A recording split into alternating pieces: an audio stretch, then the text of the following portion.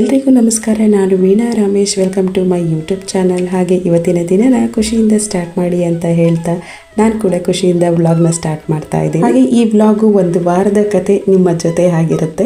So ಬೆಳಗ್ಗೆ ಎದ್ದ ತಕ್ಷಣ ನಾನು ಬಾಕ್ಲಿಗೆಲ್ಲ ನೀರಾಕಿ ಹೊರಗಡೆ ರಂಗೋಲಿ ಎಲ್ಲ ಹಾಕ್ಬಿಟ್ಟು ಆಮೇಲೆ ನನ್ನ ದಿನಚರಿ ಏನಿದೆ ಅದನ್ನು ಸ್ಟಾರ್ಟ್ ಮಾಡಿ. ಹಾಗೆ ಎಲ್ಲರ ಮನೆಯಲ್ಲೂ ಬೆಳಗ್ಗೆ ಎದ್ದ ತಕ್ಷಣನೇ ಬಾಕ್ಲಿಗೆ ನೀರು ಹಾಕೋದು, ರಂಗೋಲಿ ಇಡೋದು, ಹೂ ಇಡೋದು ಇದೇ ಕೆಲಸ ಆಗೋಗಿರುತ್ತೆ. ಸೊ ಅದೇ ರೀತಿ ನಮ್ಮ ಮನೆಯಲ್ಲೂ ಡೈಲಿ ರೊಟೀನ್ ಇದೇ ಆಗೋಗಿರುತ್ತೆ. ಹಾಗೆ ಮಕ್ಕಳು ಬೇಗನೆ ಎದ್ದೇಳ್ತಾರೆ, ಒಂದು 5:30ಗೆ ಎದ್ಬಿಡ್ತಾರೆ. ಸೊ ಅವ್ರ ಜೊತೆಗೆ ನಾನು ಎದ್ಬಿಟ್ರೆ ಬೇಗ ಕೆಲಸ ಎಲ್ಲ ಮುಗಿಸ್ಕೊಬೋದು. ಸಮ್ ಟೈಮ್ ಹೇಗಾಗುತ್ತೆ ಅಂದರೆ ಈ ಪೋರ್ಟಿಕ ಮಾತ್ರ ಗುಡಿಸಿ ಒರೆಸ್ಬಿಟ್ಟು ಒಳಗಡೆ ಬರ್ತೀನಿ. ಹಾಗೆ ಗಾರ್ಡನ್ ಏರಿಯಾ ಎಲ್ಲ ಅವರು ಸ್ಕೂಲಿಗೆ ಕಳಿಸಿದ ಮೇಲೆ ಗುಡಿಸ್ಕೊಳ್ತೀನಿ. ಸ್ವಲ್ಪ ಮಾವಿನ ಮರ ಎಲ್ಲ ಆ ಕಡೆ ಸೈಡ್ ಮಾವಿನ ಮರ ಎಲ್ಲ ಇರೋದ್ರಿಂದ ಒಣಗಿದ ಎಲೆಗಳೆಲ್ಲ ಹಾಗೆ ಬಿದ್ದಿರುತ್ತೆ. ಇನ್ನು ವೆಹಿಕಲ್ಸ್ ಎಲ್ಲ ತಂದು ನಿಲ್ಲಿಸಿರ್ತಾರಲ್ವ, ಸೊ ಅದ್ರ ಧೂಳೆಲ್ಲ ಮಣ್ಣೆಲ್ಲ ಹಾಗೆ ಇರುತ್ತೆ. ಅದನ್ನು ಗುಡಿಸಿದ್ರೇ ನೋಡೋಕೆ ಚೆನ್ನಾಗಿ ಕಾಣಿಸ್ತು. ಹಾಗಾಗಿ ಮಕ್ಕಳು ಸ್ಕೂಲಿಗೆ ಕಳಿಸಿದ ಮೇಲೆ ನಾನು ಆ ಏರಿಯಾ ಎಲ್ಲ ಫುಲ್ ಗುಡಿಸ್ಕೊಂಡು ಆಮೇಲೆ ಒಳಗಡೆ ಬರುವಂಥ. ಹಾಗೆ ಇವತ್ತು ಸ್ವಲ್ಪ ಲೇಟಾಗಿ ಎದ್ಬಿಟ್ಟೆ ಅಂತ ಅಂದ್ಕೊಳ್ತೀನಿ. ನಾನು ಇದನ್ನೆಲ್ಲ ಕ್ಲೀನ್ ಮಾಡಿ ಹೋಗೋಷ್ಟರಲ್ಲಿ ರಿತ್ವಿಕ್ ಕೂಡ ಒಂದು ಸ್ಪೋರ್ಟ್ಸ್ ಕ್ಲಾಸ್ ಮುಗಿಸ್ಕೊಂಡು ಬಂದೆ. ಇನ್ನು ಇವನು ಸ್ಪೋರ್ಟ್ಸ್ ಕ್ಲಾಸ್ ಮುಗಿಸ್ಕೊಂಡು ಬಂದಿದ್ದಾನೆ ಅಂತ ಅಂದರೆ ನಾನು ಒಳಗಡೆ ಹೋಗಿ ಬೇಗ ತಿಂಡಿ ಮಾಡಬೇಕು, ಇಲ್ಲ ಅಂದರೆ ಟೈಮ್ ಆಗುತ್ತೆ ಸ್ಕೂಲಿಗೆ, ಬೇಗ ಬನ್ನಿ ಅಂತ ಕಿರಿಸ್ತಾರೆ. ಹನ್ಸಿಕಾ ಹೇಗಿದ್ರು 10th ಆಗಿರೋದ್ರಿಂದ ಅವಳು ಬೇಗನೆ ಕೋಚಿಂಗ್ ಕ್ಲಾಸ್ಗೆ ಹೋಗ್ಬಿಡ್ತಾಳೆ. ಆಲ್ರೆಡಿ ಅವಳು ಹೋಗಿದ್ದಾಳೆ. ಸೊ ಇವನ ಕೈಲೇ ಇವಾಗ ತಿಂಡಿ ಎಲ್ಲನೇ ಕೊಟ್ಟು ಕಳಿಸ್ಬೇಕು. ಇಬ್ಬರು ಒಂದೇ ಸ್ಕೂಲ್ ಆಗಿರೋದ್ರಿಂದ ಊಟ ಎಲ್ಲ ಕೊಟ್ಟು ಕಳ್ಸೋಕ್ಕೆ ನನಗೆ ಈಸಿ ಅಂತ ಅನಿಸುತ್ತೆ. ಬೆಳಗ್ಗೆನೂ ಟಿಫನ್ನು ಮತ್ತು ಮಧ್ಯಾಹ್ನದ ಊಟ ಎರಡನ್ನೂ ಒಟ್ಟಿಗೆ. ಹಾಗೆ ಬೆಳಗ್ಗೆ ಖಾಲಿ ಹೊಟ್ಟೆಲಂತೂ ಕಳಿಸೋದಿಲ್ಲ. ಏನಾದರೂ ವೆಜಿಟೇಬಲ್ ಜ್ಯೂಸು ಲೈಕ್ ಇವಾಗ ಕ್ಯಾರೆಟು ಮತ್ತು ಬೀಟ್ರೂಟು, ನಲ್ಲಿಕಾಯಿ ಈ ರೀತಿ ಜ್ಯೂಸ್ ಏನಾದರೂ ಮಾಡಿಕೊಟ್ಬಿಡ್ತೀನಿ. ಇಲ್ಲ ಅಂದರೆ ಮನೇಲಿ ಸೌತೆಕಾಯಿ ಇದ್ದರೆ ಅವಳೇ ಕಟ್ ಮಾಡ್ಕೊಂಡು ತಿನ್ಕೊಂಡು ಬಿಡ್ತಾಳೆ. ಇಲ್ಲ ಹಣ್ಣುಗಳು ಏನಾದ್ರು ಇದ್ದರೆ ಹಣ್ಣಿನ ಜ್ಯೂಸ್ ಮಾಡಿಕೊಡ್ತೀನಿ. ಸೊ ಇಲ್ಲಾಂದರೆ ಗ್ಯಾಸ್ಟ್ರಿಕ್ ಬರುತ್ತೆ ಖಾಲಿ ಹೊಟ್ಟೆಲಿ ಹೋದರೆ ಅಂತ ಹೇಳ್ಬಿಟ್ಟು ಒಂದು ಲೋಟ ಹಾಲಾದರೂ ಕುಡ್ಕೊಂಡು ಹೋಗು ಅಂತ ಹೇಳ್ತಾ ಇರ್ತೀನಿ. ಹೊರಗಡೆ ಕೆಲಸ ಎಲ್ಲ ಮುಗಿಸ್ಬಿಟ್ಟು ಒಳಗಡೆ ಕುಕಿಂಗ್ ಕೆಲಸ ಮಾಡೋಣ ಅಂತ ಬಂದಿದ್ದೀನಿ. ಲೇಟಾಗಿ ಹೋಗ್ಬಿಡುತ್ತೆ ಇದಕ್ಕೆ ಮೇಲೆ ಅಂತ ಹೇಳ್ಬಿಟ್ಟು ಬೇಗನೆ ಮುಗಿಸ್ಬಿಟ್ಟು ಬಂದೆ. ಸೊ ಆಮೇಲೆ ಕ್ಲೀನ್ ಮಾಡ್ಕೊಂಡ್ರಾಗುತ್ತೆ ಅಂತ ಹೇಳಿ ಗಾರ್ಡನ್ ಏರಿಯಾ. ಸೊ ಹಾಗೆ ಸ್ಟೈನರಲ್ಲಿ ನಾನು 1-2 ಸ್ಪೂನ್ ಜೀರಿಗೆ ಹಾಕಿ ಜೀರಿಗೆ ನೀರನ್ನ ರೆಡಿ ಮಾಡ್ಕೊಳ್ತಾ ಇದ್ದೀನಿ. ಸೊ ಸೋಸ ಅಂತ ಅವಶ್ಯಕತೆನೇ ಇರೋದಿಲ್ಲ. ಹಾಗಾಗಿ ನಾನು ಇದರಲ್ಲಿ ಫಿಲ್ ಮಾಡಿಬಿಟ್ಟು ಹಾಗೆ ನೀರು ಕುದಿಯೋಕ್ಕೆ ಬಿಟ್ಬಿಡ್ತೀನಿ. ಬೆಳಗ್ಗೆ 1 ಲೋಟ ಎದ್ದ ತಕ್ಷಣ ಜೀರಿಗೆ ನೀರು ಕುಡಿದ್ಬಿಟ್ಟು ಅವತ್ತಿನ ದಿನಚರಿನ ಸ್ಟಾರ್ಟ್ ಮಾಡ್ಕೊಳ್ಳೋ. ಬೆಳಗ್ಗೆ ಎದ್ದ ತಕ್ಷಣ ನಾನು ಮಾಡೋ ಫಸ್ಟ್ನೇ ಕೆಲಸ ಏನು ಅಂತಂದರೆ ವಿಂಡೋ ಸ್ಕ್ರೀನ್ ಎಲ್ಲ ಪಕ್ಕಕ್ಕೆ ಸರಿಸ್ಬಿಟ್ಟು ವಿಂಡೋ ಓಪನ್ ಮಾಡಿಬಿಡ್ತೀನಿ, ಸನ್ಲೈಟ್ ಒಳಗೆ ಬರಲಿ ಅಂತ ಹೇಳಿ. ನನ್ನ ಪ್ರಕಾರ ವಾಸ್ತು ಅಂದರೆ ಸೂರ್ಯನ ಬೆಳಕು ಚೆನ್ನಾಗಿ ಮನೆ ಒಳಗೆ ಬೀಳಬೇಕು, ಅದೇ ಮುಖ್ಯವಾದಂಥ ವಾಸ್ತು ಅಂತ ಅಂದ್ಕೊಳ್ತೀನಿ. ಸೊ ಗಾಳಿ ಬೆಳಕು ಚೆನ್ನಾಗಿ ಮನೇಲಿ ಹರಿದಾಡಿದ್ರೇ ಆ ಮನೇನೂ ಚೆನ್ನಾಗಿರುತ್ತೆ, ನೋಡೋಕ್ಕೂ ನಮಗೂ ಒಂಥರ ಖುಷಿ ಅಂತ ಇರುತ್ತೆ. ಸ್ವಲ್ಪ ಕತ್ಲೆ ಆಗಿದ್ದರೆ ನಾವೇ ಒಂಥರ ಮೂಡ್ ಆಫ್ ಆದಂಗೆ ಆಗೋಗ್ಬಿಟ್ಟಿರ್ತೀವಿ. ಸೊ ಬೆಳಕಾಗಿದ್ದರೆ ನಾವು ಒಂದು ಸ್ವಲ್ಪ ಜೋಶಲ್ಲಿರ್ತೀವಿ. ಹಾಗೆ ನಾನು ಅಡುಗೆ ಮನೆ ವಿಂಡೋ ಓಪನ್ ಮಾಡಿದ ತಕ್ಷಣ ಡೈರೆಕ್ಟಾಗಿ ದೇವ್ರ ರೂಮಲ್ಲಿ ಇಟ್ಟಿರೋಂಥ ಕಳಸದ ಮೇಲೆ ಬಂದು ಬೀಳುತ್ತೆ ಸೂರ್ಯನ ಬೆಳಕು. ಈ ಟೈಮಲ್ಲಿ ಮಾತ್ರ, ಯಾವಾಗಲೂ ಅಲ್ಲ. ಹಾಗೆ ನೈಟ್ ಇಡ್ಲಿ ಹಿಟ್ಟೆಲ್ಲ ರೆಡಿ ಮಾಡಿ ಇಟ್ಟಿದ್ದೆ. ಇವತ್ತಿನ ಬೆಳಗ್ಗೆ ತಿಂಡಿ ಇಡ್ಲಿ ಹಾಗೆ ಮಿನಿ ಇಡ್ಲಿ ಎರಡನ್ನೂ ಮಾಡಿದ್ದೀನಿ. ಸೊ ಇಡ್ಲಿ ಇಟ್ಟಿದೆ ಅಂತ ಅಂದರೆ ನಮ್ಮ ಋತ್ವಿಕಂಗೆ ಮಿನಿ ಇಡ್ಲಿ ಮಾಡಲೇಬೇಕು. ಇಲ್ಲ ಅಂತಂದರೆ ಅಮ್ಮ ಬರೀ ಇಡ್ಲಿ ಮಾಡಿಕೊಡ್ಬೇಡಿ, ಮಿನಿ ಇಡ್ಲಿ ಮಾಡಿಕೊಡಿ, ನನ್ನ ಫ್ರೆಂಡ್ಸ್ ಎಲ್ಲ ಮಿನಿ ಇಡ್ಲಿ ತರ್ತಾರೆ, ನನಗೂ ಆಸೆ ಆಗ್ತಿರುತ್ತೆ ಅಂತ. ಅದು ಎಷ್ಟಿರುತ್ತೆ ಚಿಕ್ಕದು, ಒಂದು ಸ್ಪೂನಲ್ಲೇ ಹಾಕ್ಬೋದು ಹಿಟ್ಟನ್ನ ಅಷ್ಟೇ. ಫುಲ್ಲು ಒಂದು ಸೆಟ್ಟಲ್ಲಿ ಫುಲ್ಲು ಬೇಯಿಸ್ಕೊಟ್ರು ಒಂದು ಹೊತ್ತಿನ ಲಂಚಿಗೆ ಸರಿಯಾಗೋದಿಲ್ಲ, ಅಷ್ಟು ಚಿಕ್ಕ ಅಂತ ಇಡ್ಲಿಗಳು.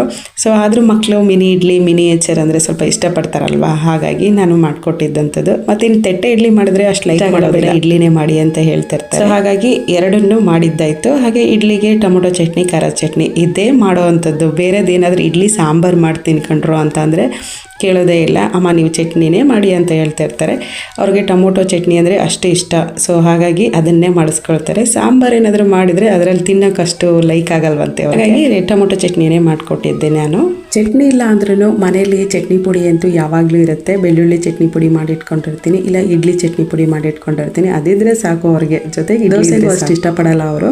ದೋಸೆ ಅಂತ ಮಾಡಿದರೆ ಅದರಲ್ಲೂ ಮಸಾಲೆ ದೋಸೆ ಮಾಡಿಕೊಡ್ಬೇಕು, ತುಂಬ ಇಷ್ಟ. ಅದೊಂದು ಸ್ಪೆಷಲ್ಲಾಗಿ ಇಷ್ಟಪಡ್ತಾರೆ ಅದರದ್ದು ಮಸಾಲೆ ದೋಸೆ. ಹಾಗೆ ಇನ್ನು ಇಡ್ಲಿ ಅಂತ ಬಂದರೆ ಚಟ್ನಿ ಪುಡಿ ಇದ್ರೆ ಸಾಕು, ಆರಾಮಾಗಿ ತಿಂದುಬಿಡ್ತಾರೆ. ಮಧ್ಯಾಹ್ನ ಲಂಚ್ ಬಾಕ್ಸಿಗೆ ಬೆಳಗ್ಗೆ ಏನು ತಿಂಡಿ ಮಾಡಿರ್ತೀನಿ ಅದನ್ನೇ ಹಾಕೊಡ್ತೀನಿ. 3:30ಗೆ ಮನೆಗೆ ಬಂದು ನನ್ನ ಕುಕಿಂಗ್ ಕೆಲಸ ಮುಗಿಯೋದು ಅದೇ ಟೈಮ್ ಆಗೋಗ್ಬಿಟ್ಟಿರುತ್ತೆ. ಒಟ್ಟಿಗೆ ಕುತ್ಕೊಂಡು ಎಲ್ಲರೂ ಊಟ ಮಾಡಿಬಿಡ್ತೀವಿ. ಸೊ ಬೇಡ ಅಮ್ಮ ಬೆಳಗ್ಗೆ ಏನು ಟಿಫನ್ ಮಾಡಿರ್ತೀರಿ ಅದನ್ನೇ ಹಾಕೊಟ್ಬಿಡಿ ಅಂತ ಹೇಳ್ತಾರೆ. ಲೈಟಾಗಿ ಸ್ವಲ್ಪ ಹಾಕೊಟ್ಟಿರ್ತೀನಿ.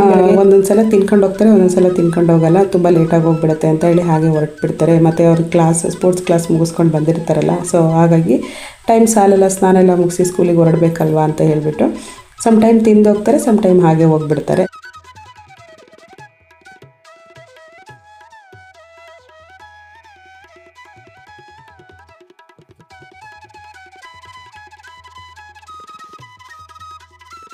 ಹಾಗೆ ನನಗೆ ಕಮೆಂಟಲ್ಲಿ ನಿಮ್ಮ ತಮ್ನೈಲು ತುಂಬ ಚೆನ್ನಾಗಿದೆ ಅಂತ ಕಮೆಂಟ್ನ ಹಾಕಿದ್ದೀರಾ. ತುಂಬ ಖುಷಿ ಆಯಿತು ನಿಮ್ಮ ಕಮೆಂಟ್ನ ನೋಡಿ. ನನಗೆ ತುಂಬ ಥ್ಯಾಂಕ್ಸ್ ನಿಮ್ಮ ಕಮೆಂಟ್ಗೆ. ಹಾಗೆ ರಿಪ್ಲೈ ಮಾಡಿ ಮ್ಯಾಮ್, ರಿಪ್ಲೈ ಮಾಡಿದರೆ ತಾನೇ ನಿಮ್ಮ ವಿಡಿಯೋ ನೋಡೋಕ್ಕೆ ಇಷ್ಟ ಆಗುತ್ತೆ ಅಂತ ಕೇಳಿದ್ದೀರಾ. ಬಂದ ತಕ್ಷಣ ನಾನು ರಿಪ್ಲೈ ಮಾಡೋಕ್ಕೆ ನಾನು ಕೂಡ ಫ್ರೀ ಆಗಿರಬೇಕು. ನಾನು ಸ್ವಲ್ಪ ಬೇರೆ ಕೆಲಸದಲ್ಲಿ ಬ್ಯುಸಿ ಆಗಿರ್ತೀನಲ್ವ, ಸ್ವಲ್ಪ ಲೇಟಾಗಿ ಹೋಗ್ಬಿಡುತ್ತೆ ಅಷ್ಟೇ. ಸೊ ನಾನು ಬ್ಯುಸಿ ಆಗಿರಬೇಕಾದ್ರೆ ಏನು ಮಾಡಿಬಿಡ್ತೀನಿ ಅಂದರೆ ಅರ್ಜೆಂಟಿಗೆ ನಾನು ಏನೂ ಉತ್ತರ ಕೊಡೋಕ್ಕೆ ಹೋಗೋದಿಲ್ಲ.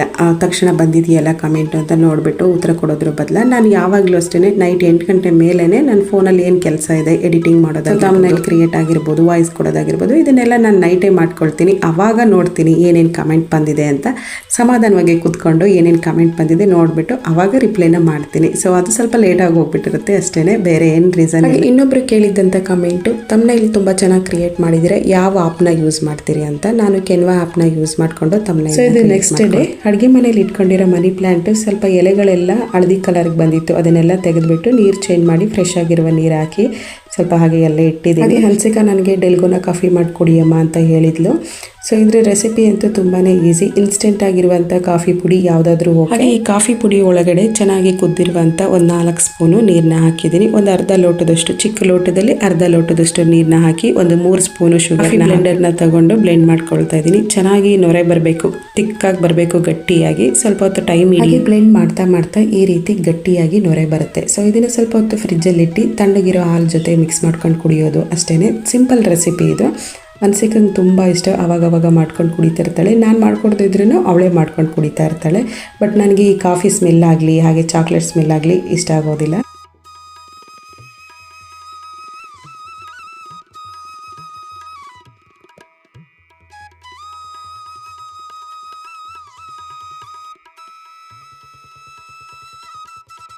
ಸೊ ಹಾಗೆ ಇದನ್ನು ಬ್ಲೆಂಡ್ ಮಾಡ್ತಾ ಮಾಡ್ತಾ ಈ ಗಟ್ಟಿ ನೊರೆ ರೀತಿಲಿ ಬರುತ್ತೆ. ಸೊ ಇದನ್ನು ಹಾಗೆ ಹಾಲು ಜೊತೆ ಮಿಕ್ಸ್ ಮಾಡ್ಕೊಂಡು ಕುಡಿಯೋದೇ ಡೆಲ್ಗೋನಾ ಕಾಫಿ. ಹಾಲಲ್ಲಿ ಇದನ್ನು ಮಾಡ್ಕೊಂಡು ಕುಡಿದ್ರೆ ಅಷ್ಟು ಟೇಸ್ಟ್ ಇರಲ್ಲ. ಸ್ವಲ್ಪ ತಣ್ಣಗಿರಬೇಕು. ಸ್ವಲ್ಪ ಹೊತ್ತು ಫ್ರಿಜ್ಜಲ್ಲಿ ಇಟ್ಟು ಕುಡಿಯೋದ್ರಿಂದ ಸ್ವಲ್ಪ ಕೋಲ್ಡ್ ಕಾಫಿ ಕುಡಿಯೋ ಫೀಲ್ ಆಗ್ತಾ ಇರುತ್ತೆ. ಸೊ ಆ ರೀತಿ ಇರುತ್ತೆ. ನಾನು ಅವಳು ಹೇಳಿ ಹೋಗಿದ್ಲು, ಮಾಡಿಟ್ಟಿದ್ದೆ, ಎಲೆ ಮಾಡಿದ್ದೀರಾ ಅಮ್ಮ ಅಂತ ಬಂದಿಸ್ಕೊಂಡು ಸ್ವಲ್ಪ ಶೇಕ್ ಮಾಡ್ಕೊಂಡು ಕುಡಿತಾ ಇದ್ದಾಳೆ. ಹಾಗೆ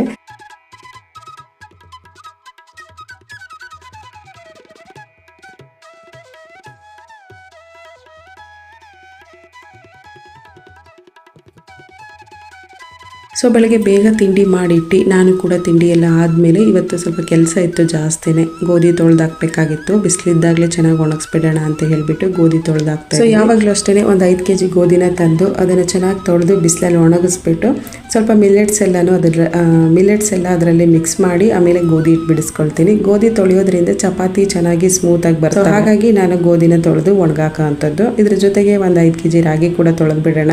ಎರಡನ್ನೂ ಒಟ್ಟಿಗೆ ಮಿಲ್ಲಿಗೆ ಕೊಟ್ಟು ಪುಡಿ ಮಾಡಿಸ್ಕೊಂಡ್ರೆ ಆಗುತ್ತೆ ಅಂತ ಹೇಳಿ. ಹೇಗಿದ್ರು ಊರಿಂದ ರಾಗಿ ಕೊಟ್ಟಿದ್ರು ಮನೇಲಿ, ಅದನ್ನು ಸ್ವಲ್ಪ ತೊಳೆದಾಕ್ಬಿಡೋಣ ಅದನ್ನು ಅಂತ ಹೇಳಿ ತೊಳೆದು ಇದನ್ನು ಫಸ್ಟು ಸೋರಾಕಿದ್ದೆ. ನೀರೆಲ್ಲ ಚೆನ್ನಾಗಿ ಸೋರ್ಕೊಂಡ್ರೆ ಬಿಸಿಲಲ್ಲಿ ಬೇಗ ಒಣಗಿಬಿಡುತ್ತೆ. ಅದರಲ್ಲೂ ಪಾಂಡಿಚೇರಿಲಿ ಬರ್ತಿರೋಂಥ ಈ ಬಿಸಿಲಿಗೆ ಒಂದೇ ದಿನದಲ್ಲಿ ಒಣಗೋಗ್ಬಿಡೋರಿಲ್ಲ. ಹಾಗೆ ಬಿಡಿಸ್ಕೊಳ್ತಾರೆ. ರಾಗಿ ಏನು ತೊಳೆದು ಒಣಗಾಕೋದಿಲ್ಲ. ನಾವು ಚೆನ್ನಾಗಿ ಮಿಲ್ಲಿಗೆ ಕೊಟ್ಟು ರಾಗಿ ಮಾಡಿಸೇ ಕೊಟ್ಟಿದ್ದೀವಿ, ಏನಕ್ಕೆ ತೊಳೆಯೋಕೆ ಹೋಗ್ತೀಯಾ ಅಂತ ಕೇಳ್ತಾರೆ. ಬಟ್ ನನಗೆ ಸ್ವಲ್ಪ ಒಟ್ಟೊಟ್ಟಂಗಿರುತ್ತಲ್ವ, ಅದೆಲ್ಲ ಹೋಗುತ್ತೆ ತೊಳೆದ್ರೆ ಅಂತ ಹೇಳಿಬಿಟ್ಟು ತೊಳೆದು ಒಣಗಾಕೋ ಅಂಥದ್ದು. ಹಾಗೆ ಬರೀ ರಾಗಿನ ಮಿಲ್ಲಿಗೆ ಕೊಟ್ಟು ಪೌಡ್ರ್ ಮಾಡ್ಕೊಳ್ಳೋದ್ರ ಬದಲು ಇದರಲ್ಲೂ ಕೆಲವೊಂದು ಕಾಳುಗಳನ್ನ ಮಿಕ್ಸ್ ಮಾಡ್ತೀನಿ. ಸೊ ನಾನು ನೆಕ್ಸ್ಟ್ ವ್ಲಾಗಲ್ಲಿ ಹೇಳ್ತೀನಿ ಯಾವ ರೀತಿ ಕಾಳುಗಳನ್ನ ಇದರಲ್ಲಿ ಮಿಕ್ಸ್ ಮಾಡಿ ಪೌಡ್ರ್ ಮಾಡ್ಕೊಳ್ತೀನಿ ಅಂತ ಹೇಳಿ.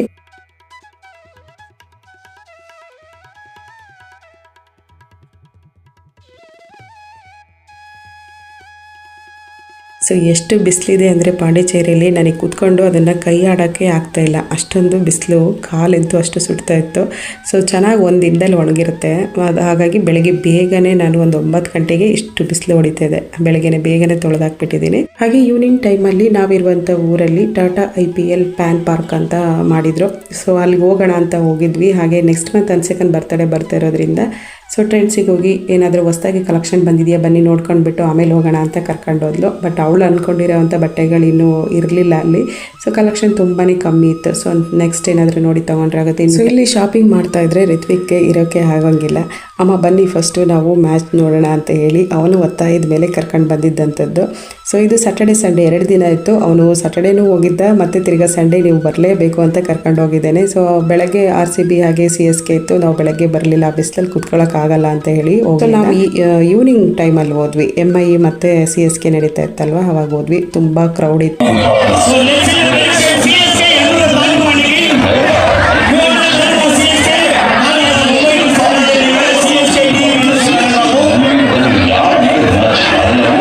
ಸೊ ಹಾಗೆ ಒಳಗಡೆ ಹೋದ್ಮೇಲೆ ಮಕ್ಕಳಿಗೆ ಅಂತ ಕೆಲವೊಂದು ಗೇಮ್ ಎಲ್ಲ ಇತ್ತು, ಅದನ್ನು ಇಬ್ಬರು ಕೂಡ ಎಂಜಾಯ್ ಮಾಡಿದರು. ಸೊ ಇವ್ರು ಗೇಮ್ಸ್ ಎಲ್ಲ ಆಡಿಸ್ಕೊಂಡು ನಾವು ಒಂದು ಜಾಗದಲ್ಲಿ ಹೋಗಿ ಕೂತ್ಕೊಂಡು ಫುಲ್ ಮ್ಯಾಚ್ನ ನೋಡಿದ್ವಿ. ಮನೆಗೆ ಬಂದಿದ್ದು 11 ಗಂಟೆ ಆಯಿತು, ಫುಲ್ ಮ್ಯಾಚ್ ಮುಗಿದಿದೆ 11 ಗಂಟೆ ಆಗೋಗಿತ್ತು. ಸೊ ಇಲ್ಲಿಂದ ರಿಯಲ್ ವಾಯ್ಸ್ನೇ ಹಾಕ್ತಾ ಇದ್ದೀನಿ. ಎಷ್ಟೊಂದು ಜನ ಸೇರಿದ್ರು, ಹೇಗೆಲ್ಲ ಜೋಶಲ್ಲಿ ಕೂಗಾಡಿದ್ರು ಅಂತ ರಿಯಲ್ ವಾಯ್ಸ್ ನೋಡಿದ್ರೇ ಗೊತ್ತಾಗುತ್ತೆ.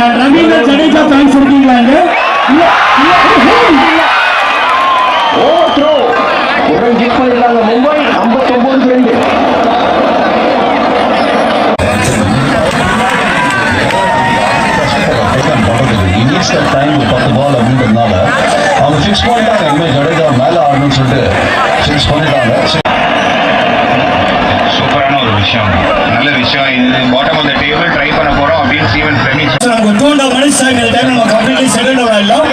இந்த சைடுல நிக்கிற எல்லாரும் அப்படியே வந்து உட்கார்ந்துலாம் ப்ளீஸ்.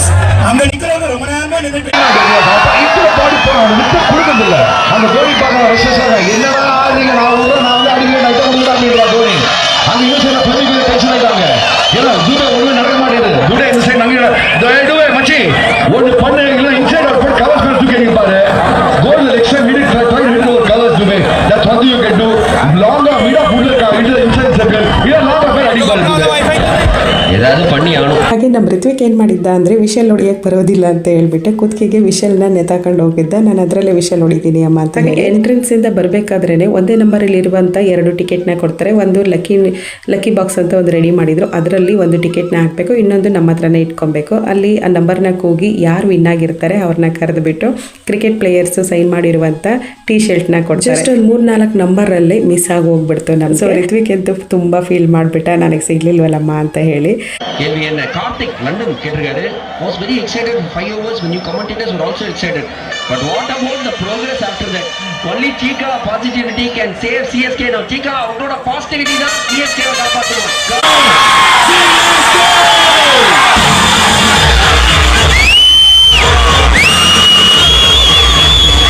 ಇವತ್ತಿನ ಈ ವ್ಲಾಗ್ನ ಎಂಡ್ ಮಾಡ್ತಾ ಇದ್ದೀನಿ. ನಿಮಗೆ ಈ ವ್ಲಾಗ್ ಇಷ್ಟ ಇದ್ದರೆ ನನ್ನ ಚಾನಲ್ನ ಸಬ್ಸ್ಕ್ರೈಬ್ ಮಾಡಿಕೊಂಡು ಪಕ್ಕದಲ್ಲಿರುವ ಬೆಲ್ ಐಕನ್ನ ಕ್ಲಿಕ್ ಮಾಡಿದ್ರೆ ನಾನು ಹಾಕೋ ಎಲ್ಲ ವಿಡಿಯೋಗಳ ನೋಟಿಫಿಕೇಷನ್ ನಿಮಗೆ ಬರುತ್ತೆ.